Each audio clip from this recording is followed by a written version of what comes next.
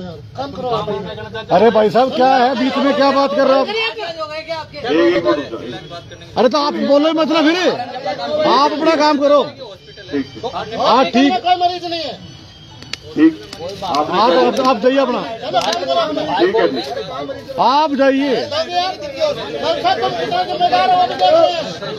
अरे तुम कितना जिम्मेदार हो?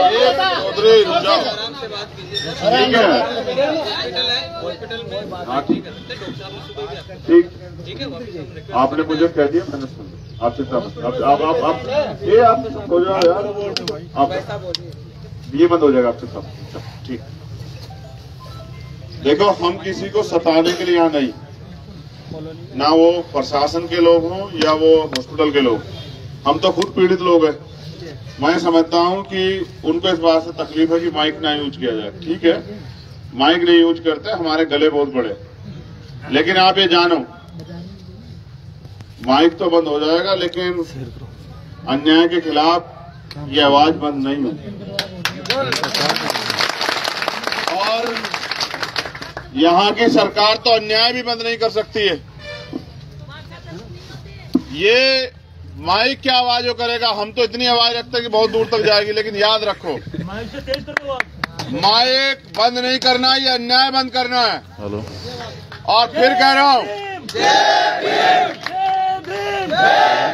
ये लोकतंत्र है, आप इधर उधर सब जगह घूमो, कोई नहीं कुछ आपको न्याय देगा। आप मेरा आपसे वादा है, जैसे आप कल डटे थे आप डट जाओ, और मैं गारंटी देता हूं कि डीएम भी आएगा और सीएम भी आएगा। सुनेंगे, सुनना पड़ेगा उनके बात। हमारी तो हम क्यों सुने उनकी? नहीं, मेरी फिर मैं कह रहा हूं ना, हम संवैधानिक परिस्थितियों को, समस्याओं को समझने वाले लोग हैं। ये हमारी, वो नालायक है तो हम भी नालायक हो जाएं? हेलो हेलो, मैं समझता हूं कि आपको मेरी बात माननी चाहिए।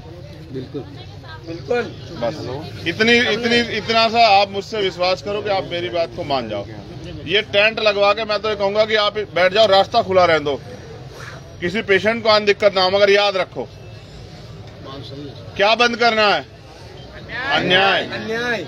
इसलिए लड़ना है, 1 दिन लग जाए, 2 दिन लग जाए, 4 दिन लग जाए, कोई फर्क नहीं पड़ता है। ज्यादा क्या होगा, हमारे बच्चे तो रोटी के बगैर रह जाएंगे, हमारे पशु तो रह जाएंगे। अगर 1 दिन से ज्यादा बात बढ़ेगी तो पशु भी यहीं ले आएंगे, बच्चों को भी यहीं ले आएंगे। और इतने कमजोर नहीं हमारे लोग की रोटी नहीं जुटा सकते हैं। मैं रूपनगढ़ के लोगों से कहना चाहता हूँ, इनकी रोटी की व्यवस्था तो कर लोगे? इनकी रोटी में तो चूक नहीं कर पाओगे। आप इनकी रोटी की व्यवस्था कर लो। और मैं फिर कह रहा हूं, आर पार है ये, कोई इफ और बट नहीं, आर पार है। जब तक मांगे पूरी नहीं होंगी, जब तक गिरफ्तारी नहीं होगी, आंदोलन अब खत्म ही नहीं होगा। कल रात से तमाशा देख रहे हैं हम लोग, 1 घंटा और एक सम्मानित अधिकारी तो हमसे कह चले सरकार के लिए कोई प्रावधान नहीं है। इस सरकार को भी देखेंगे, इस सरकार के अन्याय को भी देखेंगे, इस सरकार की गुलामी को भी देखेंगे, और आपके रिश्तेदारों सामंतियों को भी देखेंगे। और वर्दी पहन के जो चाटुकार घूम रहे हैं, ईमानदार लोग अपनी जगह है, लेकिन जो चाटुकार घूम रहे हैं उनको भी देखेंगे। और याद रखो, सरकारें बदलेंगी, ये कमजोर लोग ताकतवर भी होंगे, और तुम्हें जवाब भी देना पड़ेगा। लोकतंत्र है, अंतिम व्यक्ति को जवाब देना पड़ेगा। आप टेंट बड़ा करो और जितने लोग बैठे रहो, बाकी लोग आते रहेंगे। ये अन्याय खिलाफ ये युद्ध है हमारा, और ये चलेगा, और ये तब तक चलेगा जब तक क्या तो हम ना रहें या अन्याय ना खत्म हो। तो ये रास्ता बना दो, पेशेंट को जाने दिक्कत ना हो, लेकिन आप लोग डटे रहो। और जिसको अपनी बात रखनी है, मैंने ही कहा कि मर्यादा में रखो, किसी पे व्यक्तिगत टिप्पणी करने से कुछ नहीं होगा, आपका ओम प्रकाश वापस नहीं आएगा। हाँ, आप डटे रहो तो अगला कोई ओम प्रकाश अन्याय का शिकार नहीं होगा, ये फैसला करने के लिए डटे रहो। और उस परिवार को, क्योंकि मेरा मानना है 10 दिन के बाद रिश्तेदार भी भूल जाएंगे, समाज के लोग भी वो चूक कर जाएंगे कि भाई कौन करेगा, लेकिन मैं अपनी बहनों से वादा कर रहा हूं, सरकार मदद नहीं करेगी तो समाज मदद करेगा। अपनी माँ से भी कह रहा हूं कि घबराओ मत, ये समाज बहुत ताकतवर है। जब जब ये अंगड़ाई लेता है तो ये जवाब देता है, इनकी चुप्पी भी जवाब दे रही है। ये जो इतने लोग आके यहाँ इस समाज को अपमानित कर रहे हैं अपनी वक्तव्य में कि महासभा में जाते हो ये करते हो, कि ये चुपचाप इसलिए सुन रहा है क्योंकि ये इंतजार कर रहा है। ये इनका सब्र देखो कि ये भरोसा करते ठगे जाते हैं। मैं इस समाज की हिम्मत की दाद देता हूं, मगर मैं फिर कह रहा हूं कि वो जो लोग अन्याय को समर्थन करें उनका समझौता ना करो, उनका साथ मत दो। और जो अन्याय के खिलाफ लड़ रहे हैं, महेंद्र जैसे लोग, मटरू जैसे लोग और वो तमाम लोग जो कल से यहाँ मोर्चा लेके, या रूपनगढ़ के लोग, मैं उनका धन्यवाद देता हूं। अपने सगे भाई के उसमें नहीं जाता आदमी, यहाँ समाज के लिए आप बैठे हो, मैं आपका धन्यवाद देता हूं। ये गलत कह रहे हैं कि आप ताकतवर नहीं हो। मैं कह रहा हूं जो घर पे सोना उसको भी शर्म आएगी। आप देखो, आप बैठे रहो, आपकी चीखें जाएंगी वहां तक, आपका दर्द जाएगा वहां तक। और जो आज सो रहा है घर में वो भी आएगा कल निकल के, और शाम तक वो माँ भी निकल के आएगी जो तुम्हारी चीखों को सुनेगी। चिंता मत करो, हम देखेंगे जालिम हुकूमत में कितना दम है, हम देखेंगे ये जो निकम्मा प्रशासन है सरकार, इनमें कितना दम है। मगर आप टिके रहो, अगर आप खड़े रहोगे तो ये LIU के लोग, IB के लोग रिपोर्ट भेजते रहेंगे कि ये लोग टिकाऊ नहीं। आपको टिकाऊ बनना पड़ेगा। हिम्मत दिखाओ, किसान के बेटे हो यार, मजदूर के बेटे हो, कहां धूप से घबरा रहे हो? बैठ जाओ। अगर तुम खड़े होते हो तो ये एहसास होता है कि जाने वाले लोग हैं, हमारा भी मनोबल टूटता है। तो हिम्मत दिखाओ, बैठ जाओ। जिसको जहां जगह कोई, जिसको पेड़ पे जगह मिले पेड़ पे बैठ जाओ, जिसको जहां जगह मिले वहां बैठ जाओ, लेकिन टिके रहो। मेरे पास बहुत काम है, विश्वास करो। आज भी जो है मैं आज भी मेरा आंदोलन प्रोग्राम है, दोनों।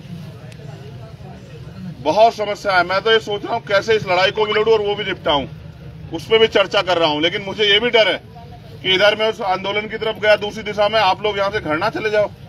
ये भी डर सता रहा है मुझे। नहीं जाएंगे। ऐसा ना हो कि मैं इधर की तरफ को कहूँ कि चलो मैं ये काम निपटा के आऊं, तो पता लगे कि आप लोग कहो कि भाई तो है नहीं, तो हम भी घर चले जाते हैं। ऐसे नहीं जीती जाती लड़ाई। तो मैं तो अभी आपके हौसले को देख रहा हूं कि आप कितने समय तक बैठते हैं। आज ये मेरी नहीं है, आज ये इस परिवार की नहीं, आज समाज के सम्मान की, स्वाभिमान की लड़ाई। आप टिके रहोगे और मजबूत होगा आंदोलन, और अगर आप शांत हो जाओगे तो आंदोलन कमजोर पड़ जाएगा। ये जो मेरी माएं बैठी हैं, ना ये कोई बोल रही है, देखा आपने, ना ये उठ के खड़ी हो रही है। इनके हौसले को देखो। इन्होंने पैदा किया, आपने तो पाला। समाज के लोगों, आपने तो पाला, इन्होंने पैदा किया 9 महीने पेट में रख कर। इन्होंने अपना खून रूपी दूध पिलाया, इन्होंने अपने हिस्से की रोटी उसको खिलाई। आज वो नहीं है। इनकी हिम्मत देखो कि ये यहां बैठी है। आप लोग भी सीख लो।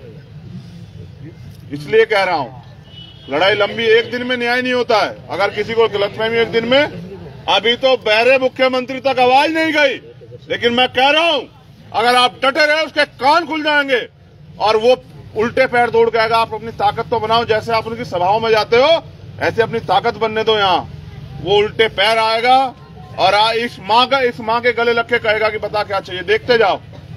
लेकिन हटो मत, डटे रहो।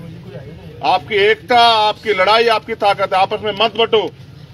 कोई यहां से खड़ो किसी पर टीका टिप्पणी ना करे, बस कहे कि हम साथ हैं।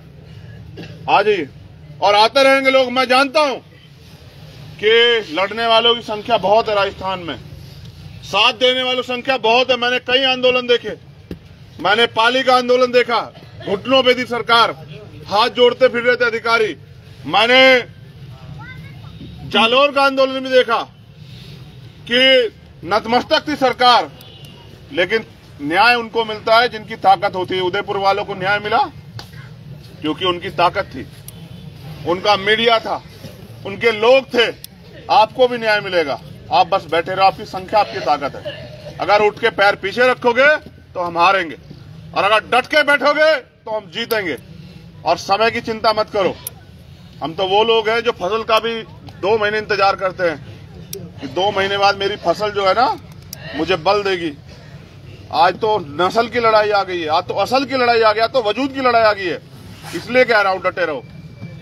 तो मैं आपसे उम्मीद करूंगा कि आप इस लड़ाई को कमजोर नहीं होने दोगे, और मैं आपसे वादा करता हूं कि इस लड़ाई को कमजोर होने नहीं देंगे हमारी तरफ से भी। लेकिन लड़ाई तो आप, आज ये अजमेर है, समस्या ये है, ये जयपुर नहीं मैं जयपुर के लोगों से शिकायत करूं, ये पाली जोधपुर नहीं कि मैं वहां से, ये अजमेर है, इसलिए अजमेर के लोगों की इंतजार हो रही है। अगर ये जोधपुर पाली होता, ये जालोर होता तो जालोर के लोग देते जवाब, और अब तक गिरवान पकड़ लिए तो उन्होंने प्रशासन के, कि 2 जवाब कहां से आएगा ओम प्रकाश। ये अजमेर है, आज सवाल अजमेर पे है।